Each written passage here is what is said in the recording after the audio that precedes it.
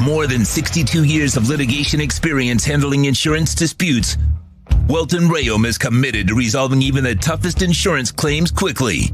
At Welton Rayom, they don't get paid unless you win. They handle complex personal injury claims caused by the fault of another in both state and federal courts. They handle auto, trucking, motorcycle, slip and fall, and bicycle accidents. Call 954-966-4646. That's 954-966-4646. Welton Rayom can help. There's no need to drive around South Florida wasting valuable time looking for a new or certified pre-owned Acura. Go to the #1 volume sales dealership in the Southeast United States. Craig Zinn's Acura of Pembroke Pines. Purchase with pace and space in a dealership tailored to your needs. From home buying to providing that personal touch. Contact the 2020 Satisfaction Award winner Craig Zinn's Acura of Pembroke Pines. 888-776-5123. That's 888-776-5123. Or visit them at 15601 Pines Boulevard in Pembroke Pines.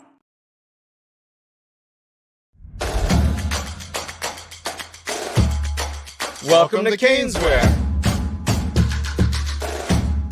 New store, new items, same great experience. Family owned and operated since 2010, Caneswear has the latest merchandise from the Miami Hurricanes, Miami Dolphins, Florida Panthers, Inter Miami CF, and more. Come visit us at our store in Davie on University Drive, just south of 595, or online at caneswear.com. Caneswear, the spot Miami fans shop.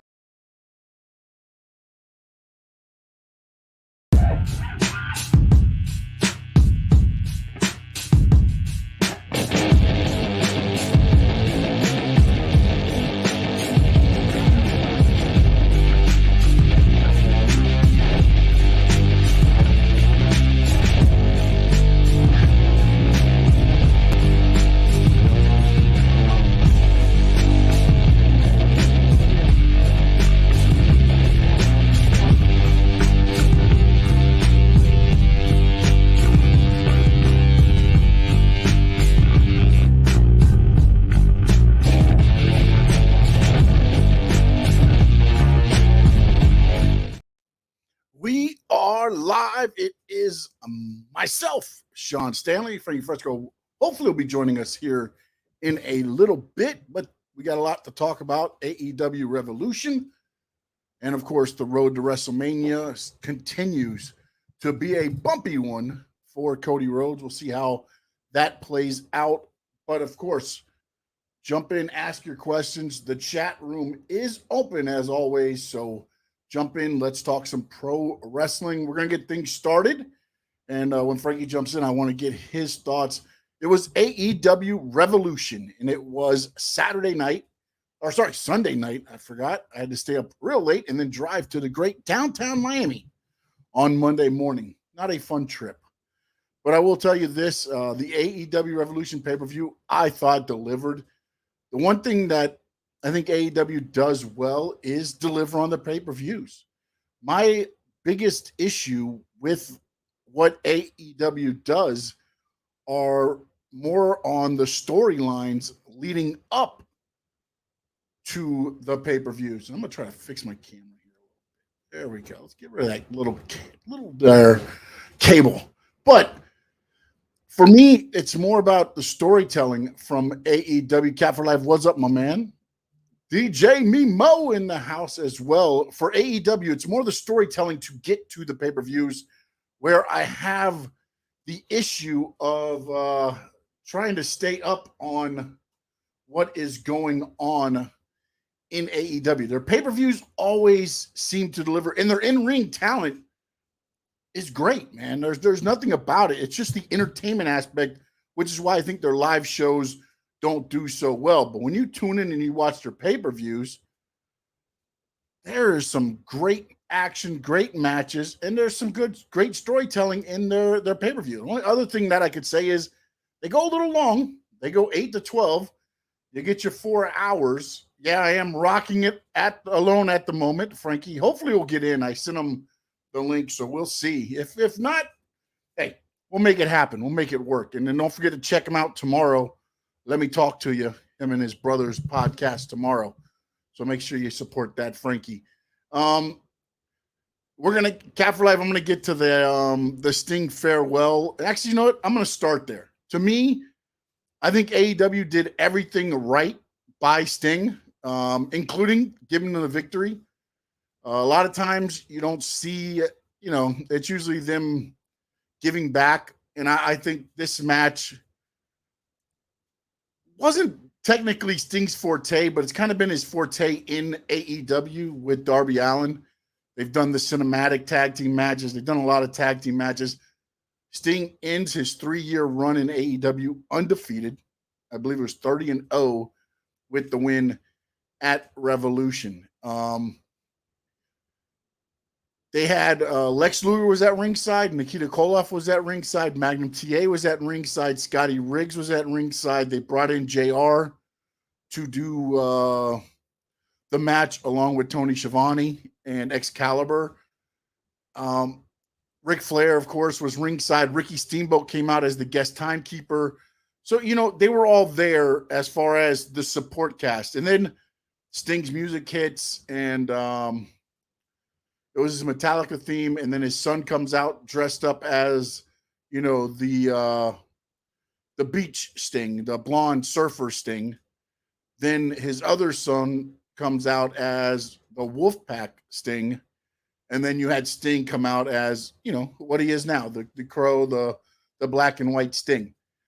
And I thought that intro was great. And I thought the beginning of the match was great, where they got the sons involved and they were all doing the Stinger splashes in the ring.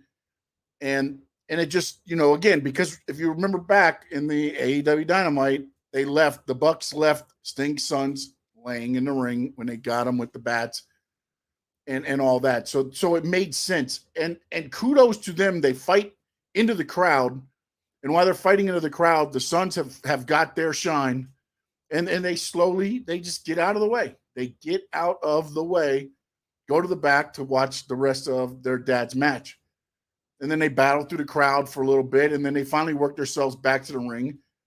And one of the most insane spots I have seen in quite a while, Darby Allin goes up to the top of the ladder, dives through the glass, and nothing but blood is coming out of his back. And you look at it and you're just sitting there like, oh.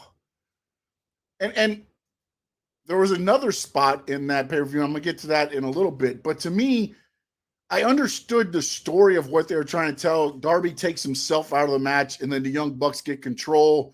They start beating down Sting a little bit. Then, of course, Sting makes the revival, starts coming back on him, and he actually gets thrown through glass as well, which is a bump I didn't think I'd see Sting take, but he took a bump in the corner through the glass.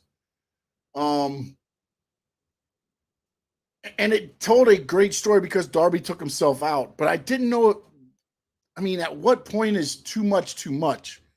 I know he's leaving for a while, so maybe they use some of this as part of the storyline going forward for Darby. I know he's going to climb Mount Everest. So maybe some of this will be fed into it. The jump there. And I know he got 12 stitches, I believe they said, on his shoulder there. If you watched it, there was a deep cut in his shoulder. And then just where the glass, got into his back, it was just blood coming from everywhere on Darby Allin in that match. It seemed like an extreme spot. I understood the story of him taking him out so that it was the Bucks beating up on Sting. Sting keeps coming back, the never say die. And then Darby finally comes back into the match. Coffin drop.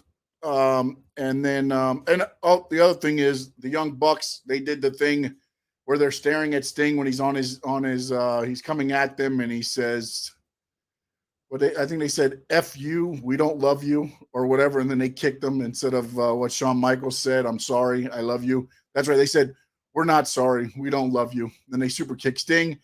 Sting goes back a little bit, wobbles up, and then from there it was on as Sting finally locks in the double Scorpion Deathlock, or locks in the Scorpion Deathlock after the coffin. He did lock in a double Scorpion Deathlock early in the match, but they got out of it. And Sting and Darby retain. And then they start to do, and this is the part where I don't know where the signals got crossed. Sting started doing his farewell kind of speech, and the pay-per-view just cuts off at 12. That's it. No more time. Boom, they're cut off. And of course, they do it for the people in the Greensboro Coliseum, and then it comes out later on social media for everybody to see. You know what I'm saying? But Chad, what's going on, my friend? No doubt. How you doing, sir? And so when you look back at it, I just think they did an amazing job for him, man. They did an amazing job of letting him kind of go out how he wanted to go out. It was in the Greensboro Coliseum. Greensboro, they called it, Thank You Sting Day. And now every March 3rd, it's going to be, Thank You Sting Day or whatever it is now going forward. That's where he started.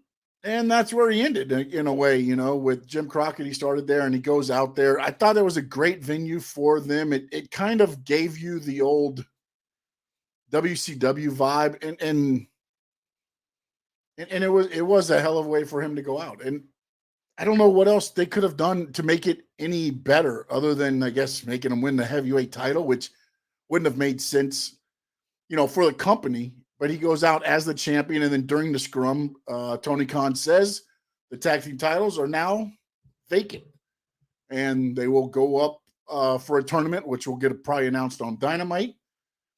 In 2 weeks, they will be in Boston, and that's when I believe it will be the debut for Sasha Banks, for Mercedes Moné, and then also supposedly Okada is going to be debuting soon. We saw the pay-per-view debut. Actually, not even a pay-per-view debut because he's been on other pay-per-views.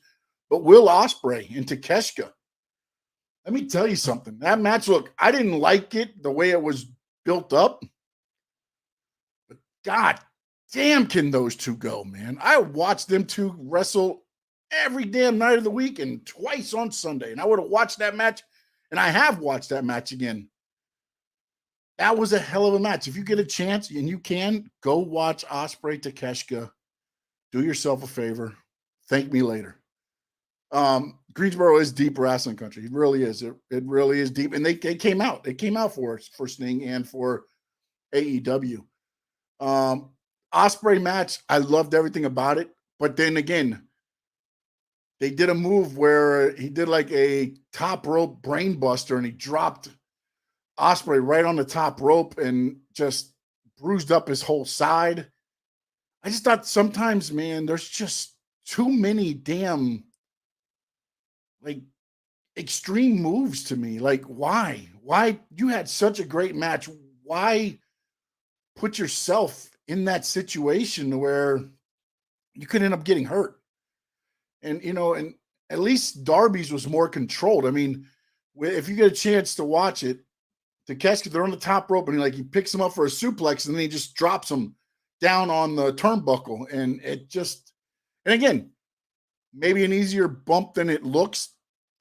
I'm 300 pounds. I'm not taking that type of bump. Maybe those guys, it's different for them, so, but the bruise shows otherwise. And then there's talk of, it was supposed to be, I believe, Kyle Fletcher and, now John Ospreay on Dynamite, which now they said the match is still on, but we'll see how he feels, because it went from his the top of his back, the rib cage, not the top, but the lower back, top of the lower back down all the way through his butt cheek. So I'm sure on Monday he was feeling that match, that bump there. A couple other matches that happened. Kingston, Daniel Bryan.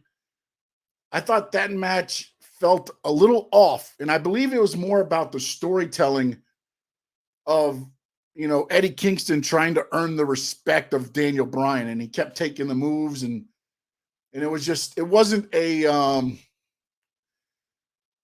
fluid as far as for most Daniel Bryan matches.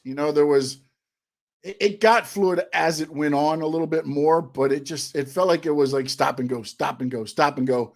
And then Kingston finally hits the power bomb, takes the win, and then they do the backstage segment as an AEW All Access, and then that got released later. So I'm looking at Daniel Bryan, and I don't know how they're going to work this, because you've got, the BCC as far as Moxley, Castagnoli, and Wheeler Yuta. I haven't seen Yuta in a little while, so I don't know where he's been, but they're kind of healing right now. And then you got Daniel Bryan, with the looks of things, is kind of going to go babyface. So it's going to be interesting to see what they do with that group there. Tony Storm and Deonna Purrazzo. Here's the one thing I'll say about this pay-per-view is 4 hours long. And I'm going to get to a couple matches I thought they could have left off or even added to the buy-in to give the main pay-per-view more time. Tony Storm and Deonna Purrazzo only got, I believe it was with in-ring action, 7 minutes, not including their entrance, for a 4-hour pay-per-view. That's the only women wrestling on that card. And you give them the shortest time. Again, you're trying to build this women's division that you guys had a great women's division. It's fallen down as of late, but now you got a chance to improve it. A 4-hour show, they get 7 minutes. Don't know about that. Congratulations to Roderick Strong. He wins the international title from Orange Cassidy. And now that adds a title to the Undisputed Kingdom. And then Wardlow wins one of the matches I think could have slid to the undercard. But hey, we're Tony Khan. We want to get as many people as we can on the card. And Wardlow won the 8-man scramble. You had FTR and taking on Moxley and Castagnoli, which, again, I thought that show could have been on the buy-in. I get it. You don't want to put Moxley, FTR, and them on the buy-in. But that could have been on the buy-in to give your main card more time. Samoa Joe retains the AEW heavyweight title. And another match I thought was kind of odd because it was more of the storytelling between Adam Page not wanting Swerve Strickland to win the belt more than Samoa Joe beating everybody. It was he got Adam Page locked in his submission hold, and as he's Swerve's coming in to do the breakup, Page taps out. And then it's like, did Page tap out because it was hurting, or did he just because he didn't want Swerve to win? So now there's that to look at there, and I don't think that was, I don't think it was as smooth as it should have went for Samoa Joe when you're looking at him as a title defense. So throw in your comments in the section. We'll read them out for you as far as what your thoughts were. AEW Revolution. You had the Sting retirement, and looking back here, Cat for Life said, I didn't get to see Sting's farewell. Well, it was a good match. Very good match. No doubt Wolfpack Sting. I forgot about the Wolfpack. Yeah. Some people did, but it was cool to see his sons come out as him. Like at first I didn't realize they were his sons. I thought they had like, some wrestlers come up and get dressed up. I think they're gonna have like all these different Stings come out, kind of like what John Cena did on one of his intros. And but nope, it was not. It was just his two sons, and then they went to the ring and took care of business. And it was cool to see Greensboro, get that match. And now there's another pay-per-view for St. Louis, which was another. They were supposed to get a pay-per-view back a couple years ago, I believe, and something happened and they moved it. And now they're getting AEW Dynasty, which is going to be interesting to see what they do there. Looks like Adam Page might be out for a little bit as well. So you had, and then also Kyle O'Reilly came back in last on Sunday night. And then odd was that he comes in, it looks like he's going to kind of go after Roderick. Then they hug. They give him the shirt to put on. He gives it back to him. He says something in Roddy's ear. And he leaves. Looking back at the thing, and he was overtaken by emotion. You could see, and again, anybody knows he had a neck injury. He was out for almost, I believe they said 18 months. So almost 2 years when you look back at it, man. And that's a long time. There was times where he had issues raising his arm. Like he put out the video the other day where it showed him, there was a couple months where he was having trouble lifting his left arm, and it's a lot to go through, man. I couldn't imagine going through a neck fusion surgery and, you know, thinking about wrestling again as far as what those guys are doing, you know. So Kyle O'Reilly looks like he's back. In a couple weeks, you're going to have, you know, Mercedes Moné, Okada. You've had Ospreay join. I mean, the talent roster's there for AEW.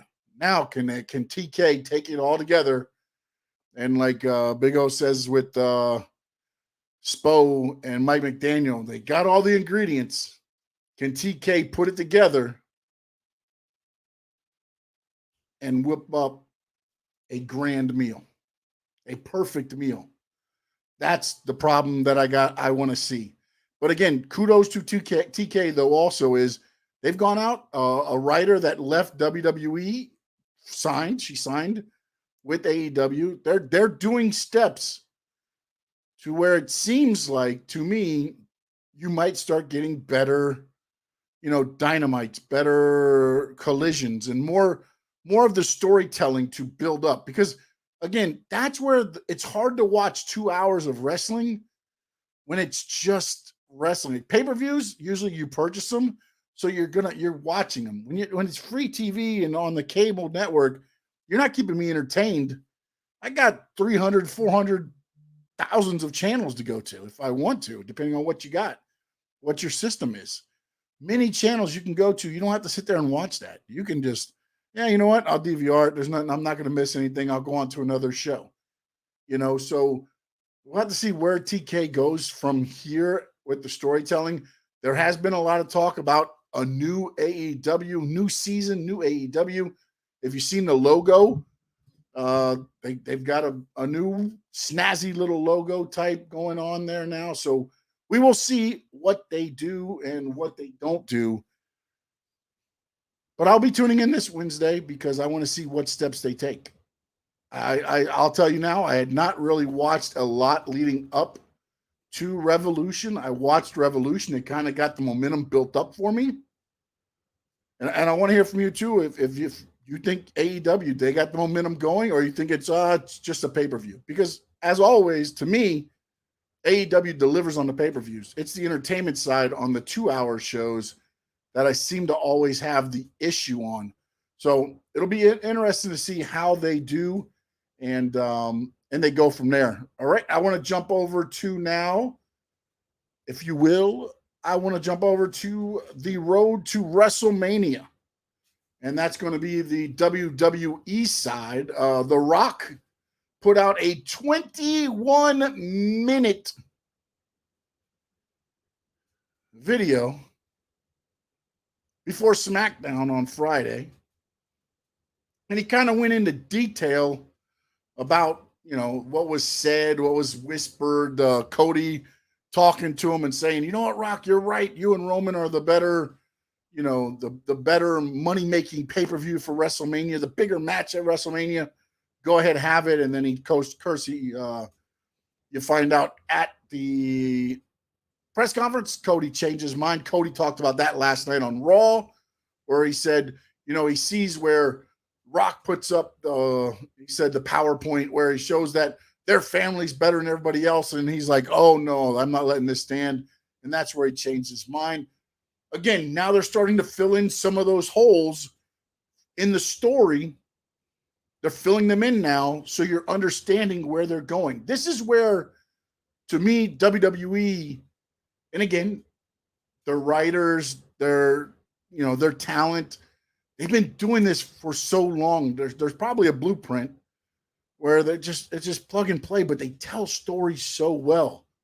And when you think, you're like, that doesn't make sense of why that happened. All of a sudden, boom, here's a 21-minute video. Let The Rock explain it to you. But from The Rock's point of view. Then Cody got time on Raw, and he told it from his point of view. You know, and then now it's which side you're on. You know, they're starting to draw lines in the sand now. You've got Cody, you got Seth. I'm believing Jay's going to join there as well. And Jay was on a podcast, and he said he's already told Cody, I got your back, but we need more people. We need more people. So, again, Cody and Seth will go to SmackDown. They will face to face with The Rock and Roman Reigns. That's this Friday night. And it's going to be interesting to see where they go from here. Will they accept The Rock's challenge for a tag team match? If Cody wins, no bloodline. But if Cody loses, it's bloodline rules. And the interesting thing I thought about, too, when they're doing all this, when The Rock's talking about all this stuff, he's talking for Roman. This is Roman's title defense. What if Roman doesn't agree with this? And there were small little things, small little hints, and then I love the part at the end, too, where Roman goes, Rock, I need one thing from you. I need you to acknowledge me. And Rock acknowledged him. He said, as my family, I acknowledge you as my tribal chief. But did you see the look of Paul Heyman? Paul Heyman, I don't believe any of this. I am starting to more and more, as I see this unraveling, The Rock turns on Roman the Saturday night. So then the bloodline cannot interfere on Sunday. Does Cody finish the story on Sunday at WrestleMania? The Sunday of WrestleMania, not this Sunday, at the Sunday WrestleMania I'm speaking of. I don't want to be taken out of content. But does he end up finishing the story from what The Rock put in the whole stipulation? It's Rock and Roman versus Seth and Cody. So you got your champions having to wrestle night 1 and night 2 because Seth has to defend his title against Drew. And then again, kudos to WWE. To me, they keep that story moving. Small little things, right? Seth runs by Drew as Drew's walking up the ramp. Drew just gives him a look back. Just kind of watches. Seth comes out, runs Jimmy off, turns around, Claymore, Drew holding the title over Seth again because he keeps telling Seth, stay out of the Bloodline's business. It's going to cost you the world title. And it's going to make my victory over you with a blemish. So it's going to be very interesting. All this road to WrestleMania. We still got 4 weeks.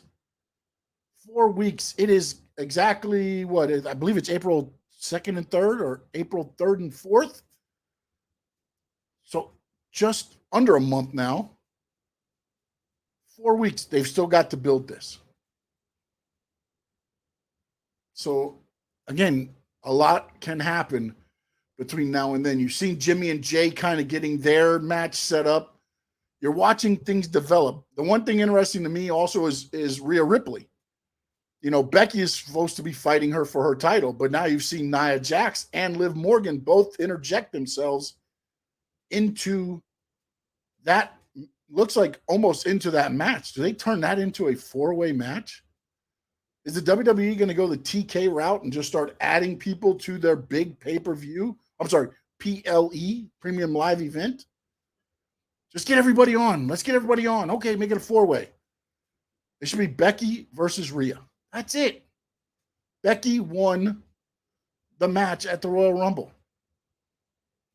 I get it. Nia's trying to cost her all this stuff, so hopefully they get that worked out. And then, and then, of course, you got Io and Bayley. Dakota Kai finally, I think they did the turn a little early on that one. I wish they would have let Dakota go all the way up to maybe the week before WrestleMania or even the Friday before WrestleMania. Do the turn then. So then Bayley's like, oh, I thought I had backup. I have nobody. To me, I think they kind of, wrote that out a little bit too quickly by having Dakota Kai change up and turn on Bayley. So, again, a lot going on, man. A lot going on leading up to the WrestleMania. Sami Zayn, they're going to have a match to see who takes on Gunther. Gunther took out Frankie's boy, Dom, in a pretty crude fashion there on the old Raw this week. Valhalla gave Michael Cole the antlers. I mean, it's just rocking and rolling over on Raw. And of course, I think Pat McAfee has added a little bit of life to that show. And I like Corey Graves and Wade Barrett on the SmackDown part. I think they got good announce teams describing the action very well now, which adds to the entertainment in the ring. Like, that's the one thing AEW does have. I'll tell you now, they've got the talent in the ring and they have the talent outside of the ring doing the announcing with Taz, Excalibur, Tony Schiavone. They throw, Jericho in there sometimes. JR is in there sometimes. Callis jumps up there. So, but again, they are the soundtrack to the entertainment you're watching in the ring. To me, I grew up on Gordon Solie. Gordon Solie was the soundtrack to my childhood. And I loved every minute of it. And then as I started growing up, it was Tony Schiavone and David Crockett. And then JR kind of came in for a little bit, then he left. Then it was King and JR. There's always been that, the voices that kind of lead to those types of entertainment. And that's where, again, AEW to me and WWE, where WWE holds the biggest, again, besides being around forever, and everybody thinking when you say pro wrestling, you talk WWE, is that AEW has not figured out that it's entertainment. You still have to entertain. You can have the greatest wrestling show in the world, but a lot of people won't watch 2 hours of just pure wrestling. They want the storylines involved. I'll ask you guys in the chat right now and on X. Do you like just the wrestling? Or are you just like the entertainment? I'll leave it up. I'll ask you guys right now. Are you more about the entertainment aspect of it or the wrestling of it? Because to me, AEW does probably the better wrestling, because also on their shows, they give you a little bit longer time in the ring on their TV shows, whereas WWE, for instance, Andrade last night, 6 minutes. 6 minutes against Apollo Crews. That's what you're getting. That's your TV time. You're in, you're out. See you later. I think it was 8 minutes with intros. So there's your difference in the two shows. So we'll see what happens there. And I'm trying to think now, looking at the WrestleMania card, The Rock, Roman, Seth, Cody. Does anybody else get involved? And you know what's funny is WWE throughout, Michael Cole, when they first went on the air, said, Sting had his final match, retirement match last night. We thank Sting for all that's done in his career and this and that. And I thought back and I listened to The Rock on SmackDown. And all he kept saying was, this stings and this stings and that stings. And then last night I'm listening to Cody and he says, it stings. And I'm sitting here going, what the hell are the odds that Sting shows up at WrestleMania? He's in the WWE Hall of Fame.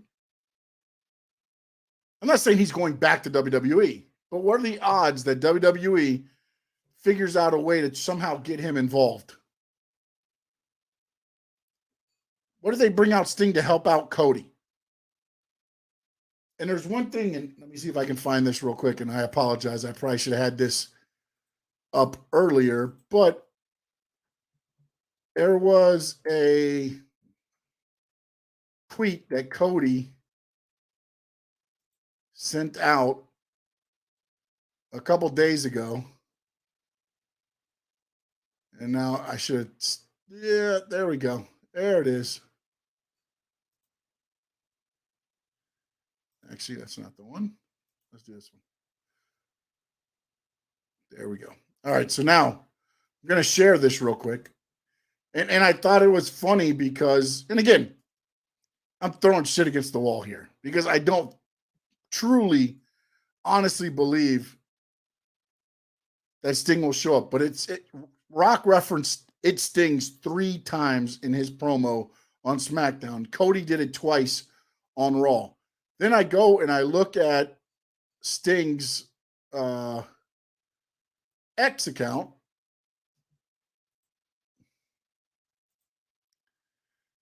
And you see Cody with the pictures with him, with Sting and Dustin there. And then Sting today sent out the little fist with it. Now, also, not to take it out of context because I want to be, transparent here, is the fact that he did do that on a couple others with the FTR and things like that. But it was, again, they throw you stuff with WWE. They usually throw you little nuggets. And it's like, hey, let's see what happens. Let's see what sticks. But why couldn't they just bring him in for quick Scorpion death drop or something? He's not going to come back. I think he's going to stay with AEW in a role. But I think he could do this before he goes back to that role. Let's see. No Doubt says, seems like it'd be an easy choice. I will go with entertainment. JR is the soundtrack for me. Yeah, I think probably most people, JR would be. And no doubt 100%. It probably is just a homage to Sting. It probably really is that. But it's funny to me because, you're just like, okay, who else can be on Cody and Seth's side? When you look at this, the bloodline, okay, you've got Cody, you've got Seth, you've got Jay, you've got The Rock, you got Jimmy, you got Solo, you got Rock. There still needs to be one more person, at least to make it even. And then I've already, understood that Tomataga is coming in as well as, and then Jacob Fatu still out there somewhere. Hasn't been signed anywhere that I've heard of or I've seen. And again, last night, Cody said it upset him. It pissed him off when he heard The Rock say that their family was better than any other wrestling family. So it also sends me to believe that, hey, there might be some hiccups in this tag team match.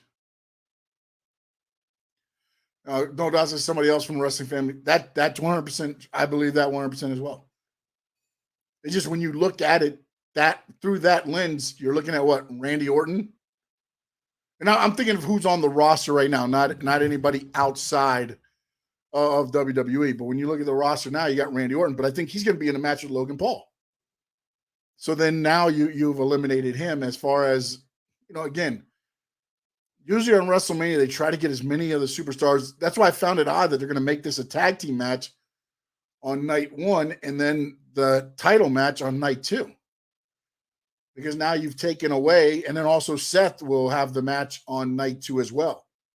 So the way I'm thinking they're going to do the card is maybe the women are going to be either that or they make Sunday all the championship matches on Sunday, and Saturday will kind of be, the lead up to The Rock and Roman versus Cody and Seth. I mean, but then again, now you're overshadowing, Rhea. You've got so many good women matches, Rhea and Becky. You've got Io and Bayley, which I think is underrated. I think that match is going to be pretty damn good. And now you're going to overshadow that with Seth, Drew, and then of course Roman, Cody, and just the buzz. I can only imagine. I mean, think about what the buzz was last year with Cody going to finish the story, and it didn't happen. What do you think the buzz is going to be like going into this year, especially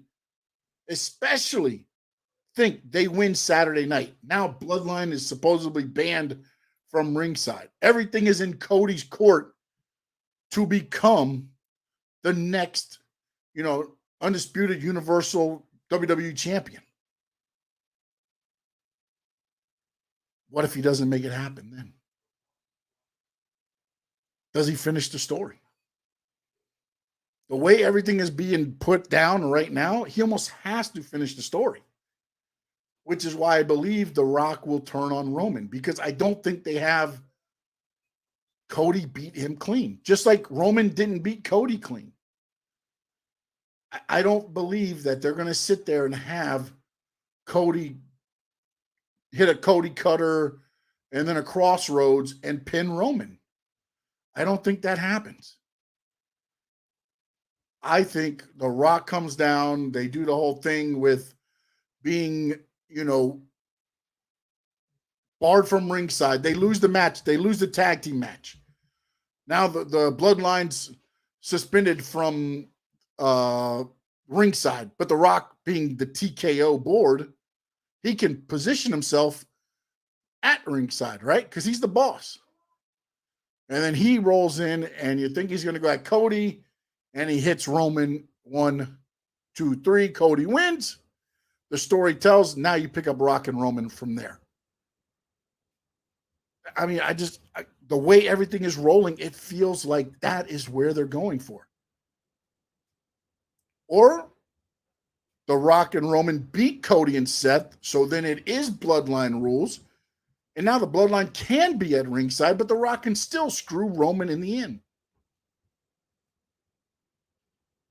So again, it's positioning so well, and they keep adding little things, again, like I discussed, it's The Rock kind of filling in the blanks from his side of the story on his 21-minute Instagram or reel or whatever the hell it was.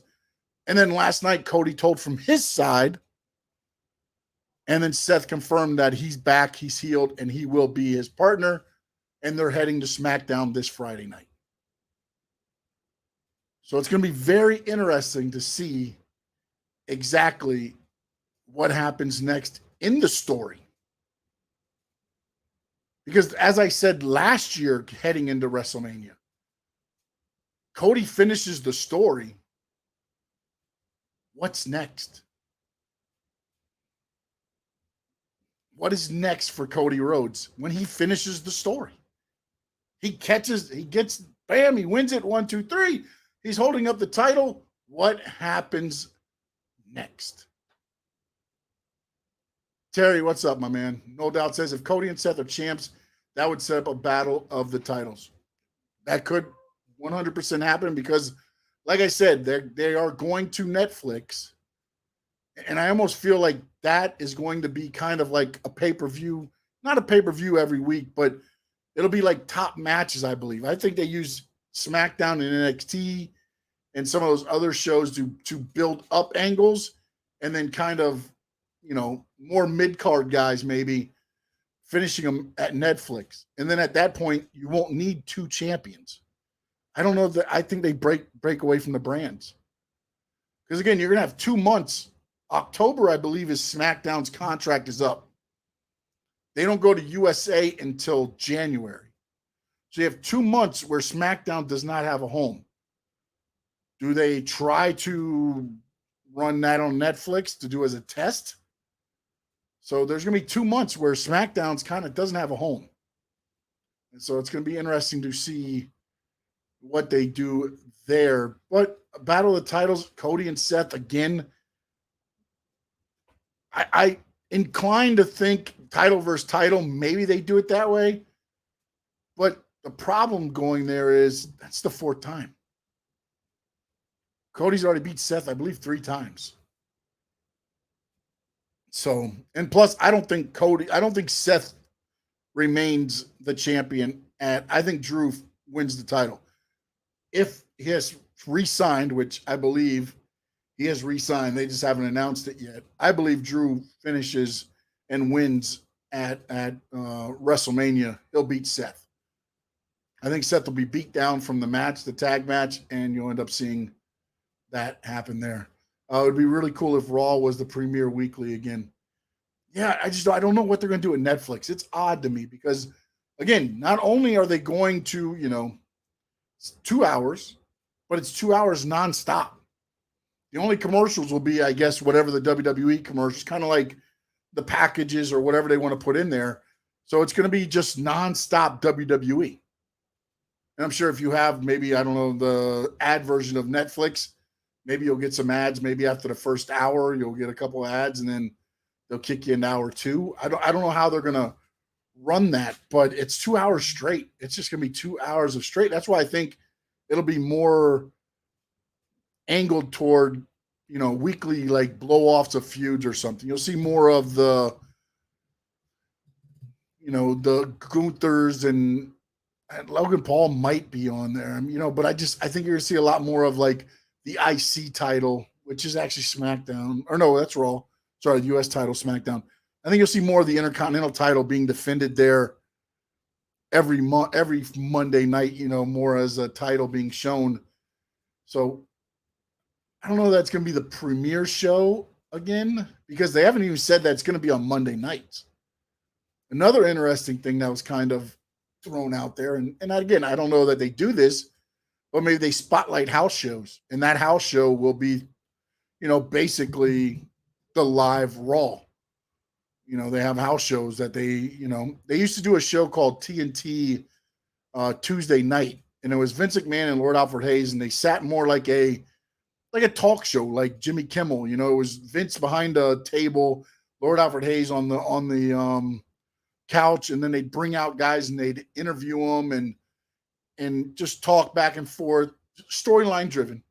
It wasn't like they sat down and they did little shoot interviews or anything like that. That'd be pretty cool if they did that. But it was more storyline driven.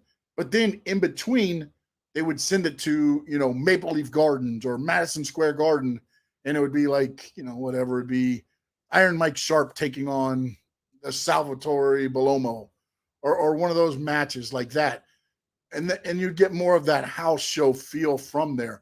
More if they do that, maybe they spotlight, and then they can jump around and be like, this week Raw will be live on Thursday because they're doing a show in, I don't know, Miami, Florida. So they're going to show that as the show, and they just, jump around and have different days of the week for Raw during the week. It'll be during the week, I'm sure, and it won't be on, of course, SmackDown, whatever they do SmackDown.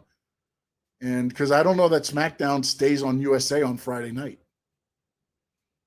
I don't know that they keep it there. And NXT goes to CW. Do they keep that as a Tuesday night show?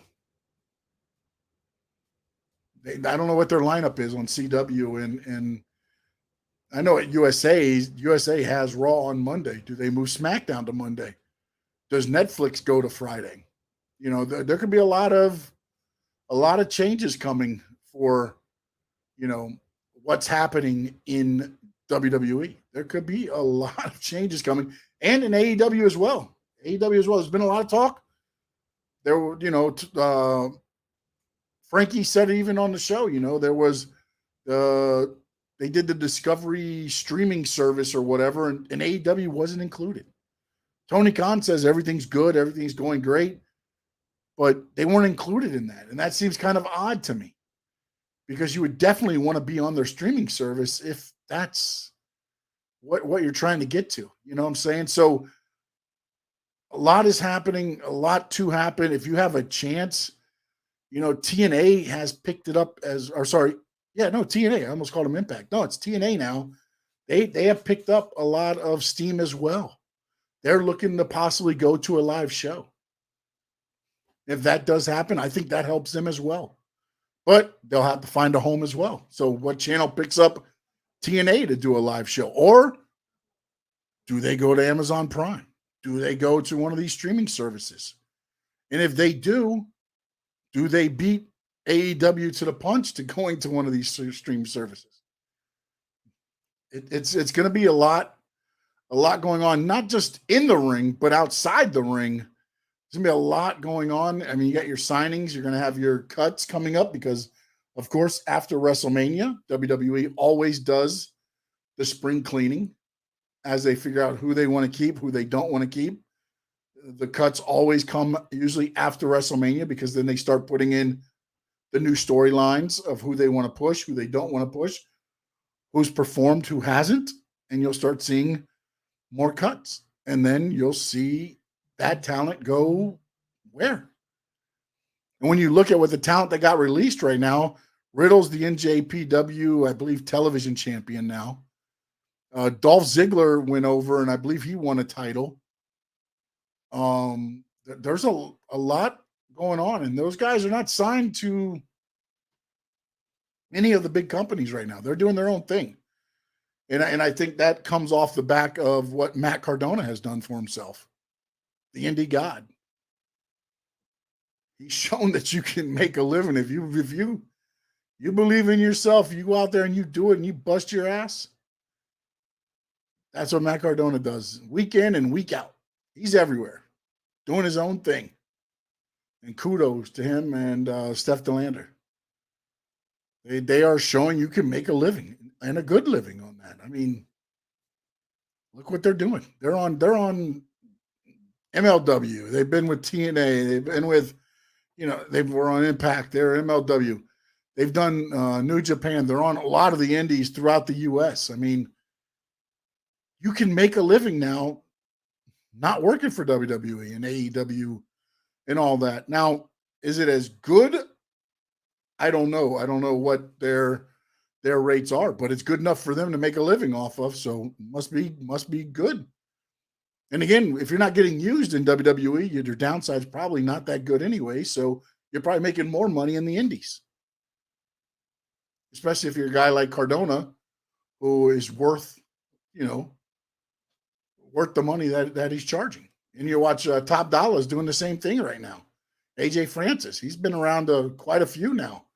He's been on a lot of the TNAs. He's been on CCW down here in Miami, and I think he did a show up in Port St. Lucie as well. So you've got a lot of the guys and gals too that have gotten cut, that have gone out and make good livings on their own, not in AEW or going back to WWE. So just because they get cut, where do they turn up? It used to be, to me, I used to think they get cut, they go to AEW. I don't think that's the case anymore. I think AEW got over flooded with the talent they got released before, and they just didn't know what to do with them. And now you've brought in, you've got, let's see, Ospreay, Okada's coming, Mercedes Moné, Jamie Hayter's probably due back soon from injury.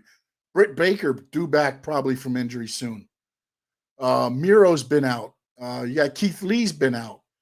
You've got Hobbs, Wardlow. You've got all these guys and gals, and you have 1-2 hour show that everybody watches. Collision started great, but now it's fizzled out as well. So you really only have a 2-hour show that really has the eyeballs that you would want to be on, and that's AEW Dynamite. So, and does that stay on WBD TV? So the next couple months, you'll probably start hearing more about, we know where WWE is right now. WWE going forward will be in 2025. It will be SmackDown to USA, NXT to Warner, to the WB. You've got Raw going to Netflix. So they're taken care of. They're done. And that Netflix deal was $5 billion. So over 10 years. And at 5 years, they can either extend it or, figure out what they want to do from there. And if you watch the video with The Rock, he kind of went in detail of he's involved in that deal. He's friends with CW. You're right. CW, not WB. I'm sorry. I got my initials mixed up. Thanks, Chad. So, when The Rock was talking, he's like, Ari Emanuel, a friend, a business partner, an agent, everything for him, Netflix owner. He was talking about the same thing. He's the one that put that, again, it's more probably storyline driven and all, but he does have that pull with those. He is friends with Ari Emanuel, which is the owner of TKO, which is why they brought him on, So is he involved more in that Netflix deal to where do you start seeing The Rock more on Raw starting in 2025? Do they, I think they're going to do away with the brand so you can see anybody anywhere. Do they try to do a draft? I don't know. At this point, I feel like you should have your top tier of talent, your Romans, Rock, Cody, Seth, Drew, maybe, whoever you think is the title picture here. Then you got your second tier, which would be your secondary titles, which would be right now Logan Paul, Gunther. You can throw Bobby Lashley in there. You have guys that you can throw in there as well. So I think they need to start tiering it and seeing, okay, what do we do with some of these guys? What do we do? Do we make Apollo Crews, and again, not saying they're going to be happy with this either, but does Apollo Crews become what he was last night? Kind of like an enhancement talent with a name. So you wrestle in WWE, under contract, but you're more enhancement talent. You're like the NXT guys when they come to the main roster. Not the guys like Braun Breaker and them, but the other guys when they show up and they're kind of like enhancement talent. They're like, oh, this guy's from NXT. He gets speared. He's pinned in 7 seconds. I think you're going to start seeing some of those guys. Unfortunately, Apollo Crews, Cedric Alexander's, Kiro Tozawa's, those guys become more of enhancement talent type under contract to, just to be talent for your top tier guys to wrestle and beat, or for the mid-card guys to beat, to get up to the level of tiers to take on Logan Paul, Gunther, and then go from there. So it's going to be very interesting coming up here, going toward the end of the year. Right now, it's all eyes focused on WrestleMania, which is April 2nd and 3rd, and that is going to be in the city of brotherly love. So that's going to be interesting too. Jimmy and Jay. That match, where does that fall? Night 1 or night 2? It's going to be interesting to see where that falls. I think, again, with the storyline being if they win, it's bloodline rules. If they lose, then no bloodline at ringside, would lead me to say, okay, I think Cody and Seth lose Saturday. Jimmy can take out Jay in that match, so that eliminates him from being at ringside. And then you'll just have Solo, Rock, and Paul Heyman to kind of worry about, unless they throw surprises in. But there's things they can work in during that weekend to kind of offset, and Cody beats the odds. Because I don't believe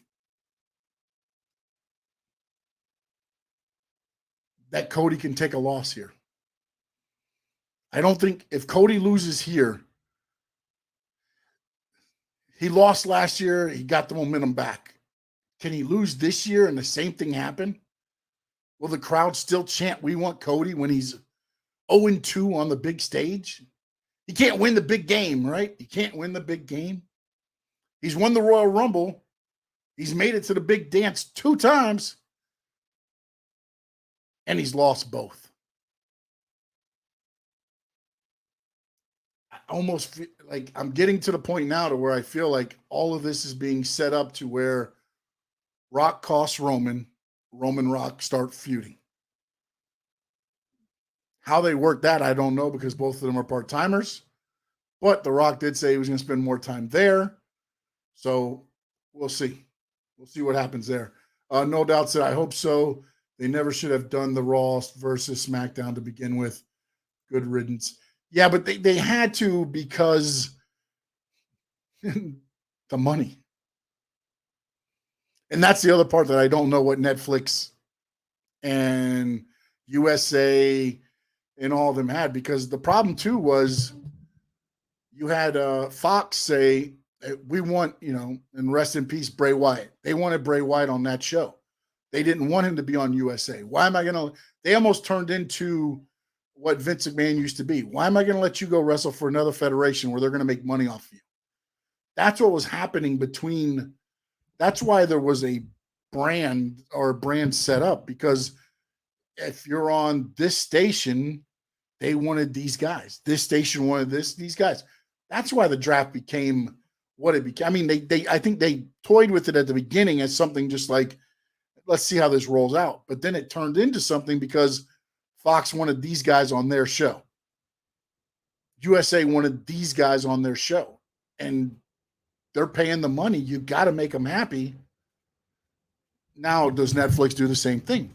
Or do they just say, look, you're going to get a little bit of everything. It's going to be a super show.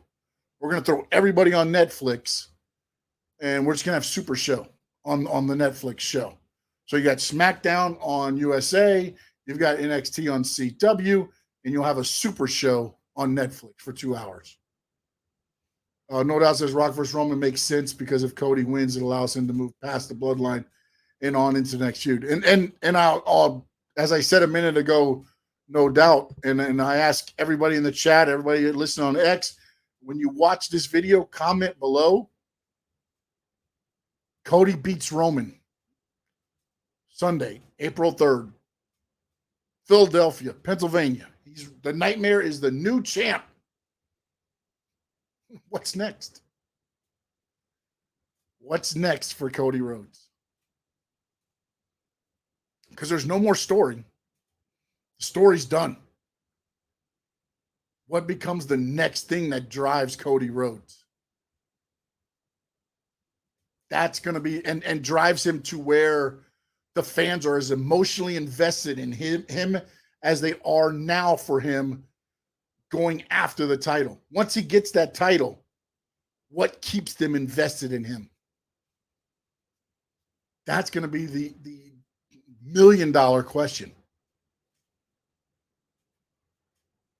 Because he goes to SmackDown, and then what do you have there? What's at SmackDown for him? Because Drew and Seth winner will stay on Raw, so Cody would end up going probably to SmackDown with the win. What do you have there?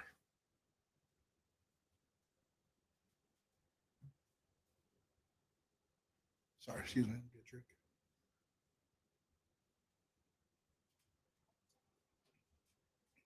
What do you have for Cody Rhodes?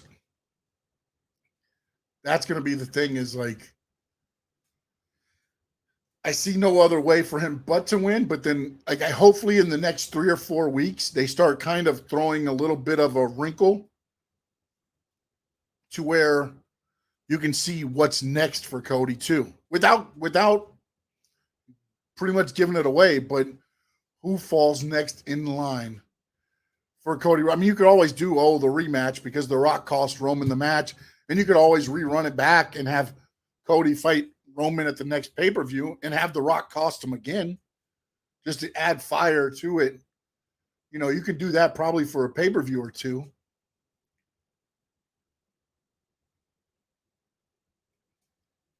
But what happens after? No Doubt says, if he loses, could he turn heel? He could, 100%. 100%. But then do you lose? It's like they always wanted John Cena to turn heel, right? Everybody's like, oh, turn Cena heel, turn Cena heel. Never did. They wanted Cody to go heel in AEW. Never did. Never did. He's one of those guys that lets the crowd kind of dictate who he is. But even as a heel, then who is the matchup on SmackDown? Even as a heel, when you look at what, KO, LA Knight, you know, but and not saying anything against, and man, because I'm nowhere even close on a level of them, and I'm sitting here talking on a podcast, and I worked regionally as a pro wrestler. That's as far as I've gotten. But if you put on the marquee, LA Knight versus Cody Rhodes, does that draw as much as Roman Reigns versus Cody Rhodes, or Roman Reigns versus LA Knight? When they're fighting against Roman Reigns, but now you have LA Knight versus Cody Rhodes. Does same intrigue?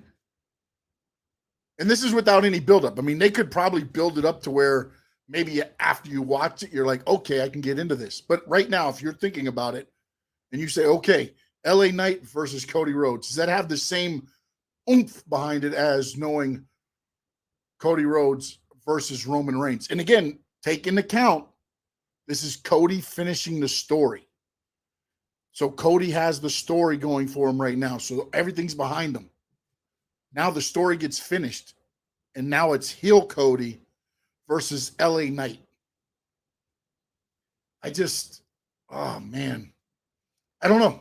And again, that's why they make more money than I'll ever make. That's on the writers and and the performers to get everything over.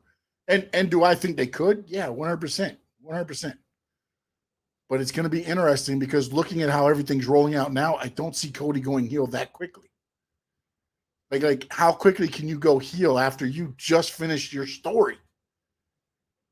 And Cat for Life says right here, what the hell do they do with Damian's Money in the Bank briefcase? That's still out there. And to be honest, I think that comes into play with Seth versus Drew. Or do they do it the night after? Seth somehow finishes the tag team match, gets past Drew, is beaten up from WrestleMania weekend, gets attacked on Raw or has to fight on Raw, and then Damian Priest comes in at the end and cashes it in. Just like Dolph Ziggler did when he was heel Ziggler. You know, he did that and he beat what was his name? Damn it. The one that dated Paige. Can't think of his name. Alberto Del Rio. He beats Alberto Del Rio after Del Rio had a match and injured his leg. Dolph Ziggler comes in and does, you know, and pins him, wins the title. I can see something like that happening with Damian.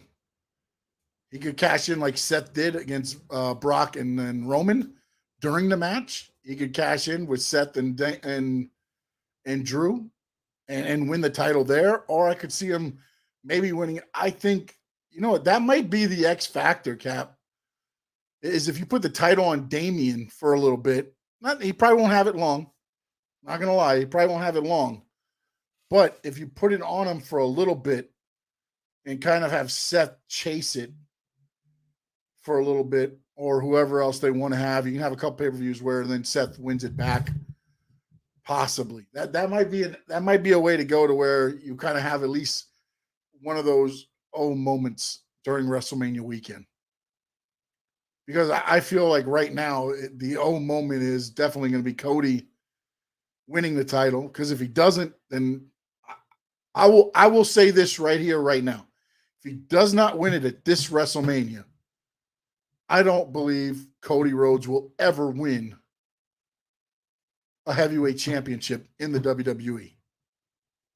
Being the WWE championship or the Universal that Roman holds. If he doesn't win this year, he doesn't win at all. Cap for Life says, you think Chad Gable is going to make history, Sean? Man, it's so quiet on that front. Like,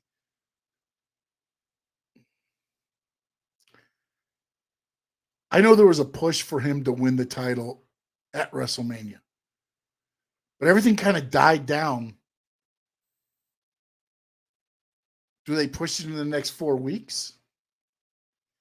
I'll put it this way. If Gunther takes on Chad Gable at WrestleMania, Chad Gable will walk out the Intercontinental Champion at WrestleMania.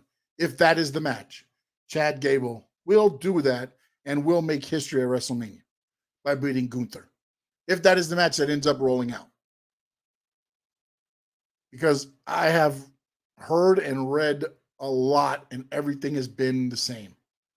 And that's one of the only things that I've ever read where everybody's been kind of on the same wavelength, but then it kind of fizzled out. So we'll have to see. But if he's in that match, I will say yes, Chad Gable beats Gunther at WrestleMania. And I believe RKO and Logan Paul, I think you're going to see a crazy ass RKO and Randy Orton will win the U.S. title.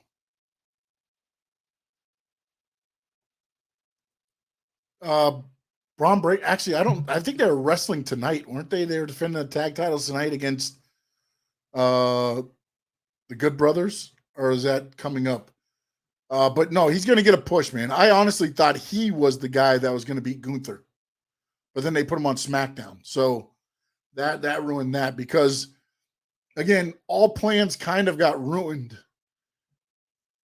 when Brock Lesnar got kind of mentioned in that story with Vince McMahon, because it was supposed to be Gunther and Brock at WrestleMania. That was going to be the match that was going to be set up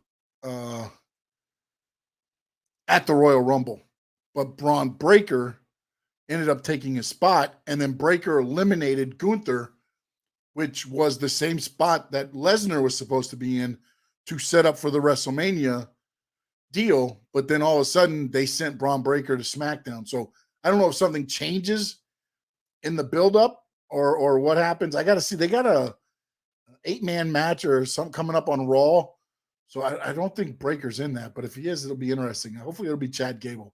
I would love to see Gable.